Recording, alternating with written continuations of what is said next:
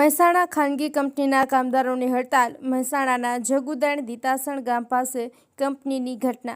અમન industries સામે કામદારો ઉતર્યા હડતાલ પર. પડતર માંગણીને લઈને 300થી વધારે કામદારો છેલ્લા 25 દિવસથી હડતાલ ઉપર. છેલ્લા ઘણા દિવસથી ઇન્ડસ્ટ્રીઝ માલિક અને કામદારો વચ્ચે ચાલે છે વિવાદ. ફેક્ટરી સામે હડતાલ કરી રહેલા કામદારોને પોલીસે હટાવવા પ્રયાસ કર્યો. પોલીસની ટીમ સ્થળ પર જઈ કામદારોને હટાવ્યા. કામદારોને હટાવતા હડતાલ કરી રહેલા કામદારોમાં રોષની લાગણી ફેલાઈ છે. હાલની પરિસ્થિતિ પ્રમાણે કંપની અને યુનિયન વચ્ચે સમાધાનની વાત. રમીલાબેન ભાવસાર, મહેસાણા. આજે જે આંદોલન માટે જે મજદૂરો બેઠા છે, શું કહેવા માગશો એ બાબત? એમાં તો ખાસ વધારે જવાનું એ છે કે અમે જે લોકો મજૂરો છીએ બધા કંપનીના લોકલ, મતલબ દીતાસણ, જગુદણ, મહેસાણાથી માંડીને એના બધા વર્કરો છીએ, લગભગ 350 ઉપર છીએ. તો એ લોકોને એક જ માંગ હતી કે નોકરી સેફ સાઈડ નોકરી થાય. તો એને 15, 20, 30 વર્ષથી નોકરી કરે છે બધા, બરાબર છે. તો સડનલી ગમે ત્યારે નીકળી જતા હતા. એક ઇસ્યુ આવ્યો હતો. પછી બધાને બીક પેટી કે ભાઈ નોકરી નહીં હોય તો ભાઈ ખાઈશું શું, આટલા વર્ષ આપણે નોકરી કરી છે. તો એના અનુસંધાનમાં મેં જ આગેવાની કરીને બધાને એક બનાવીને એક યુનિયન બનાવી છે, જે 336 માણસો ઓલરેડી મજૂર છે. તો બનાવ્યું. એના પછી કંપનીએ અમારા ઉપર પેતરા ચાલુ કર્યા અવનવા. રાજ્ય બહાર ટ્રાન્સફર આપી દીધું છે. પછી જે અમારા લેબર કોન્ટ્રાક્ટરના 78 માણસો છે એ લોકોને સડનલી બીજા કોન્ટ્રાક્ટમાં જોડાવાના અને અલગ અલગ નિયમો કે જે ખરેખર હોય ને એ કાનૂનમાં છે જ કે નોકરી કરતી વખતે તમારે શું કાળજી રાખવાની હોય છે, કંપનીના વિરુદ્ધમાં કે કંપનીના અગેન્સ્ટ કે શું કરવું, એના રિલેટેડ ગુજરાત ગવર્મેન્ટે બનાવેલા છે. એના અલગથી બતાવવાની જરૂર નથી કે ભાઈ તમારે ચોરી નથી કરવાની, તમારે 11 મહિના પછી રેન્ટ પર રહેતા હોય એવી રીતે કરાર નથી લખવાનો. એક નૈતિક ફરજ છે કે આપણી આ કંપની છે, આપણી સમજીને જ ચાલવાનું છે, બરાબર. તો એ લોકોને સડનલી બહાર કાઢી દીધા છે, કાર્ડ બંધ કરી દીધા છે.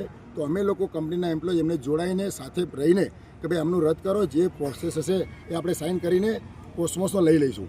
એ આ લેવલની વાત હતી. કાલે અમારે સમાધાન થઈ ગયું છે. હવે અત્યારે ખબર નથી શું કર્યું પોલીસે. 1-2 માણસને માર્યા છે, અંદર તો એ પાટું બી માર્યું છે 2-3 માણસોને, પણ એ બીવાઈ ગયા છે, ડરી ગયા છે, એ બોલશે નહીં. મને મેં પૂછ્યું કે કોને બોલ્યું, મારો, પણ એ બોલતા નહીં, ડરી ગયા, એટલા બીવાઈ ગયા છે. એટલે બીજું કોઈ આમાં હાલ કોઈ માંગણી છે નહીં અમારી. કઈ પોલીસ ચોકીથી? લોકનાથ પોલીસ ચોકી.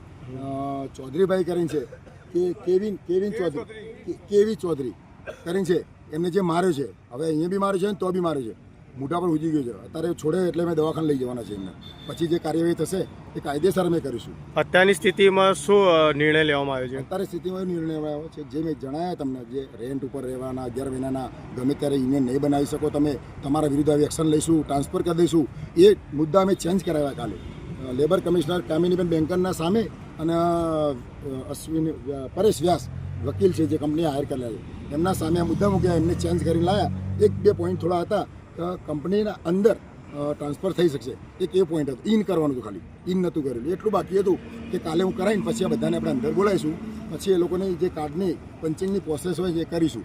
લીડર તરીકે હું સાથે રહેવાનો હતો. આ ચર્ચા થઈ હતી. પણ સવારે આવી પોલીસ, જ્યાં અમે બેસતા હતા હાઈવે ઉપર, જે ગવર્મેન્ટની જગ્યા છે, કંપનીને નથી, તો એ કારણ બધાને પાટા માર્યા, ધક્કા માર્યા. 500 મીટર દૂર જાઓ. અમે આજે 25 દિવસથી બેઠા છીએ. તો કોઈ કંપનીનું નુકસાન નથી કર્યું, નથી ગવર્મેન્ટનું કર્યું. શાંતિથી બેઠા છીએ. 25 દિવસથી કંપનીનું કામગીરી ચાલુ હતી કે બંધ છે?